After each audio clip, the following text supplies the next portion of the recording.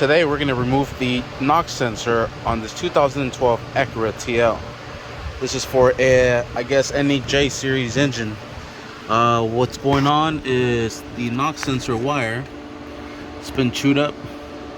I guess they have these wires coated in soy. I don't know why, but rats love them, and that's why you get that ripped NOx sensor, or the wire to the NOx sensor, and you have a code for NOx sensor, and it's code 0325 p0325 for NOx sensor 1. So let's go ahead and alright, we're gonna start off by just prying this off. Set this over to the side, and same thing on this side here. It's attached to my foot. Same thing here. Let's pick this side up, move this to the side. Same thing with this one here. That exposes everything now. Alright, we're gonna start by taking off the intake air box, because we have to remove everything from here. Let's go ahead and just remove this one while we're at it.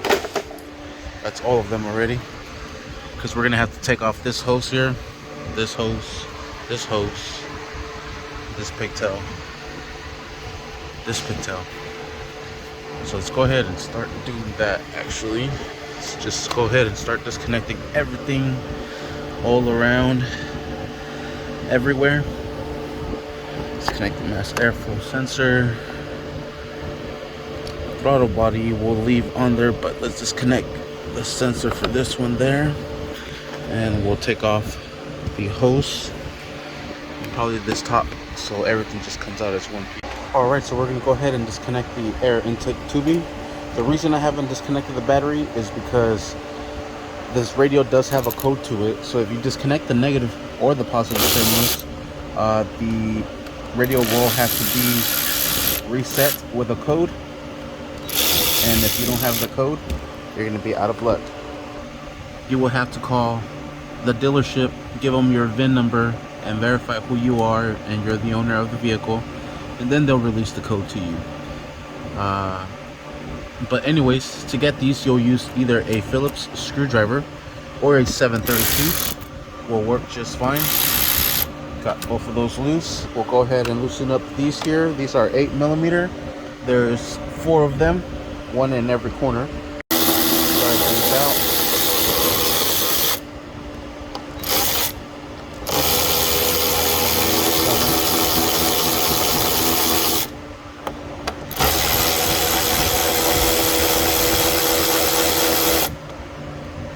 Last one way back here. Oops. And before we start pulling things out, let's go ahead and disconnect our hoses. I'm gonna need both hands for this one so I can pull it. Alright, this one's a bit tricky because it does have this coolant line running to it.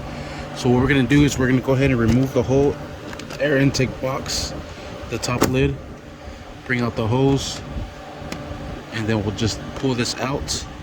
You will have to disconnect this pigtail. I used a trim tool removal to pry it out, and I got it out. Now that releases the lid.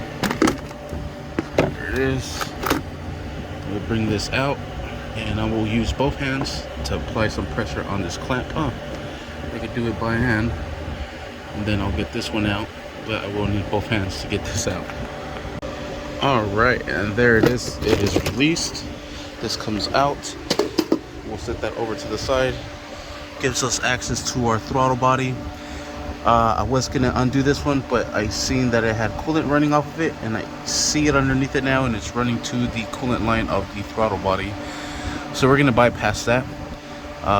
Just like how we bypassed the battery, so we don't have to go and mess inside, so we don't have to mess with the cooling system. We're just going to go ahead and leave it connected, and we're going to remove the throttle body by removing these 2 nuts and bolts underneath. Alright, and we'll go ahead and remove these from here. These will be a 12mm to get them out. These are the bolts. and we'll do the nut up on top. Put these all in a nice safe location. Let's go ahead and remove our throttle body. Be careful with the gasket. There it is, and it's coming out. And this coolant line's in the way. Dang it, I really don't want to remove the coolant line. Let's try unplugging our throttle body from here, so we get it around, hopefully. I like to press it with one finger and with the other one with that trim tool removal. Just kind of pick at it, slide it out. There it is, out of the way. See if maybe hopefully we could pass this over. Enough. Yep, there it goes. Sweet. Perfect. We'll just let that dangle to the side. Kind of want to shove it a little to the side, but that's going to be good enough. Alright, our gasket, it is pretty fixed on there. Maybe not. Just be careful with it. I'm going to just leave it there. Let's go ahead and start removing this hose from here.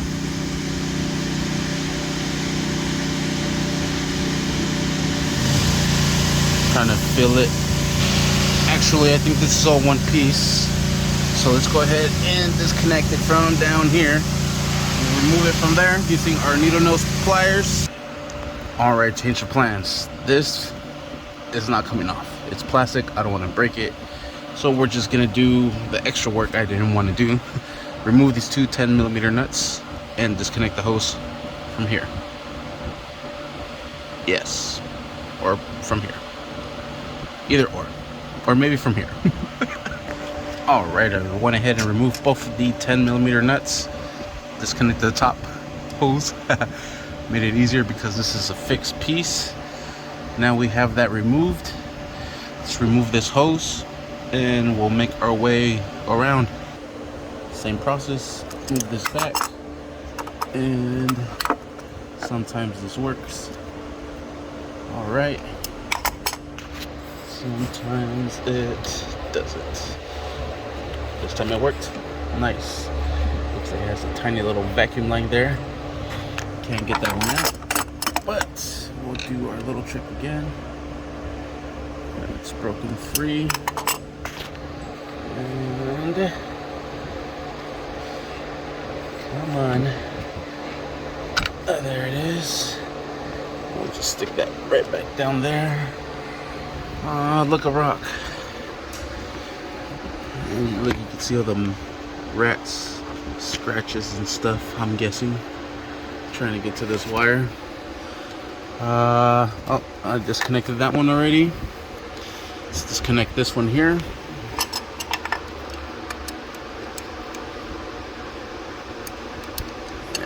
Same thing. You heard that little pop. It breaks off the little seal that it has. There, that's loose. That's loose. Okay. Alright. Our intake manifold seems to be loose. I mean, not loose, but from anything. Let's go ahead and remove this top cover. This will be 10 mils. We'll drive all these out. Careful not to drop them. I should be picking them up, putting them away, but it's all for camera purposes. Alright, there is a bunch of bolts and 2 nuts, and those look stainless steel. They're not. Oh man, I hope y'all are entertained, because we are in for some good things today. What don't you want to give? And we'll be right back. Probably have to pry this probably from here somewhere. There looks like there's leverage here to stick like a flathead. So we grab a long flathead and we'll see what's up. Alright, and that was it. I wish you guys would have heard it. I said a little bit there. Alright, let's get this cover off.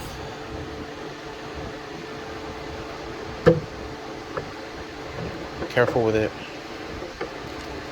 There it is. And these are rubber seals. Awesome. I suggest replacing these.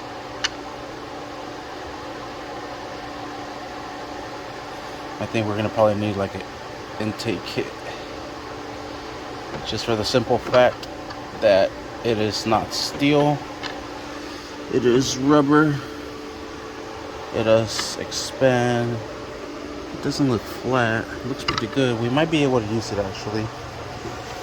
Still looks pretty good condition. And now we have to remove all these nuts and bolts. Yeah, because there's a nut there, a nut there, bolt. Let's go ahead and get to it. Alright, we'll be removing all of these here using a 10 mil and a 12 mil, and 12 mil for these as well. Let's go ahead and get started. Start with all the pins. Doesn't really matter. I just have the 10 socket on there already.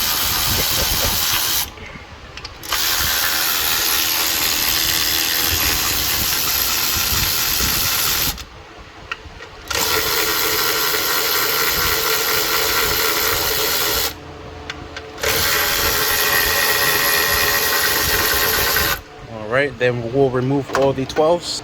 All the 10s are the same size. And actually left one behind.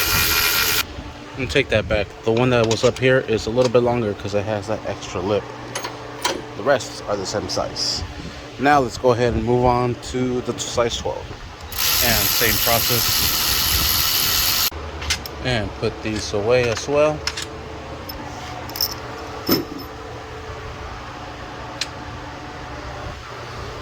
And these are all the same size, and the 2 nuts here and there, and that should loosen up our intake. It is.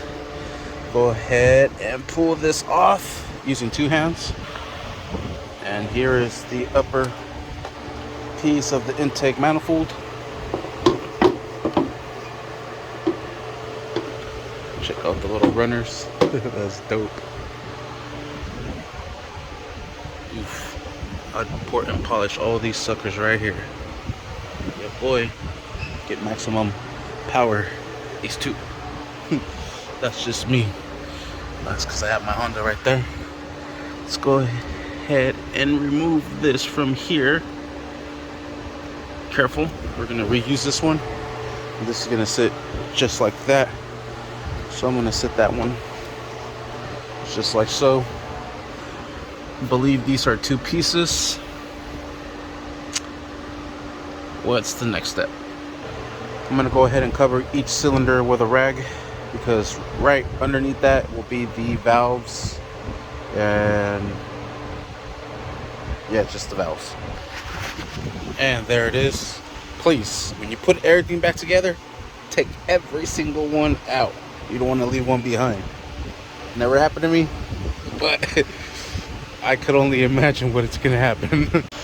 Alright, now we're gonna remove these injector pigtails. Press in the button, and out it comes. And do the same thing for all 3. There is a little clip here and here. And to release these, there's little tabs down at the bottom. You could press in the little latches, and that will release it up. My best friend's here. Boom, trim tool removal. We'll need both hands for this.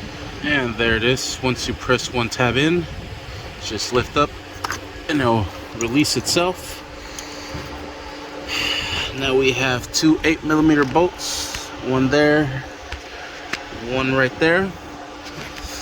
Let's try to get those, and do not drop them into the valley, because once you drop them, bye. Might as well replace them. You will never find them again. I thought they were 8mm, but they're actually 10s. So I'll be right back. I want to drop that. Just my other best friend, magnet. So I got one out. Now I'm gonna go ahead and grab the other one. And there it is. That one was a little scary. That one looked like it was gonna about to fall, but the magnet caught it. Whew. Good job, friend.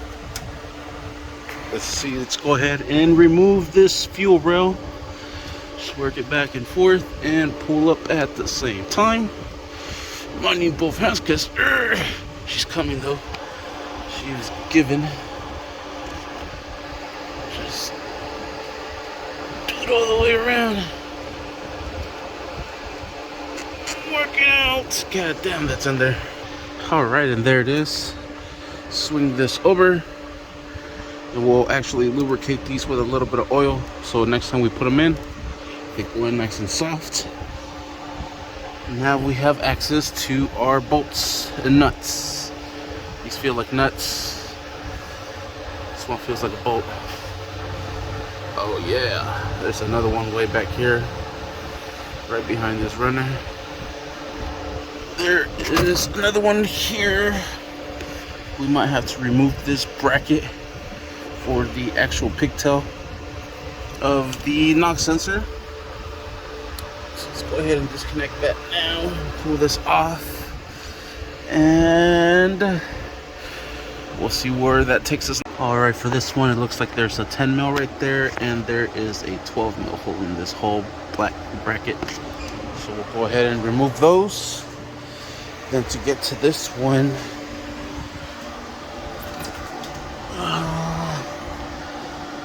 there is one, and there's the other one right there. Looks like we might have to disconnect this fuel line from here. We'll see. Let's go ahead and start with that, and we'll see where that takes us. All right, I got that 10 out. That releases this pigtail, and then I'm able to access that 12. Get that sucker out. And there is the bracket that moves both hands. And here's the bracket with the broken pigtail. Pigtail wire. Not the pigtail, the wire. And we'll go ahead and set that to the side. And now that gives us access to this bolt here. Hopefully there's not one right behind it, because damn. So we'll start removing this bolt, these two nuts, and the two bolts there on the side. Cross our fingers, there's no more. All right, I think we've reached the hardest section of everything. That was the easy part. Yeah. Okay. So this is a 1/4 inch ratchet. Damn it. On this one, good luck. Oh, guess we can go underneath it. Might need a breaker bar for that one. And hopefully we get to these, but I have to use a 1/4 inch ratchet to get to it, a 1/4 inch 12 millimeter socket to be able to do this, because there's no room from the runners. Have fun, y'all. All right, I made myself a home little breaker bar. There it is. Breaker, 1, 2, 3. Let's try it on the other side. See if we get lucky twice. Well, it is just a 19 mil socket on a 1/2 inch extension. Oh yeah. Oh yeah. Let's get that sucker out. All right, this last one here is one of the hardest ones so far. But this is where you learned that little trick she likes. With your fingers. Finessing that sucker out of there. Look at that.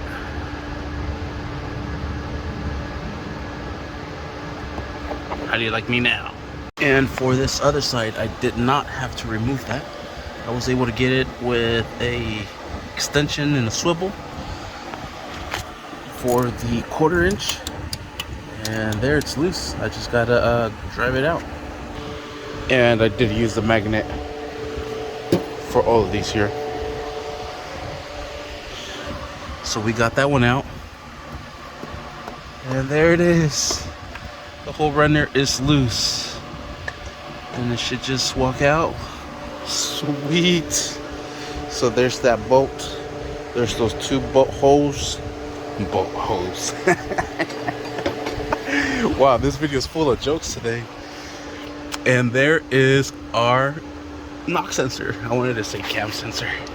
There's our knock sensor right there. Look at the pigtail, all wired, all chewed up. There's actually little mice here. Look at, and it has little X's. I don't know why the heck they would do this. Probably to, I don't know, some way to insulate the wire from detecting other knock noises. But we could either replace the whole pigtail or just fix this wire, and I guarantee you it's gonna work, because it's just chopped from there to there, meaning it's just losing connectivity. So all we have to do is just put a new wire, and that should fix it. We don't even have to replace the knock sensor, because it's not the knock sensor that's bad.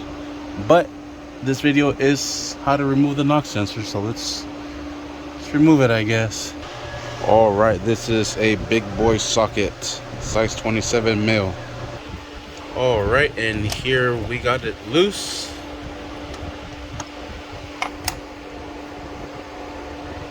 And here's the knock sensor. The knock sensor still looks good. It's all intact. I think it's just our cable that's bad. Sweet. But that's how you replace or remove that knock sensor on this 2012 Acura TL. Damn, that's a headache. Thank you for watching. Please like and subscribe. Just covered up the intake inlets for now. This metal gasket still good to use. So we're gonna replace the cable and the knock sensor as well while we're at it. Don't want to have to replace this knock sensor in case it doesn't work. In my opinion, it looks good, but I got the okay from my bosses to replace the knock sensor and the wire harness. So I'm gonna call the dealership, get the original manufactured knock sensor and the original wiring harness for that setup. Thank you for watching. Please like and subscribe.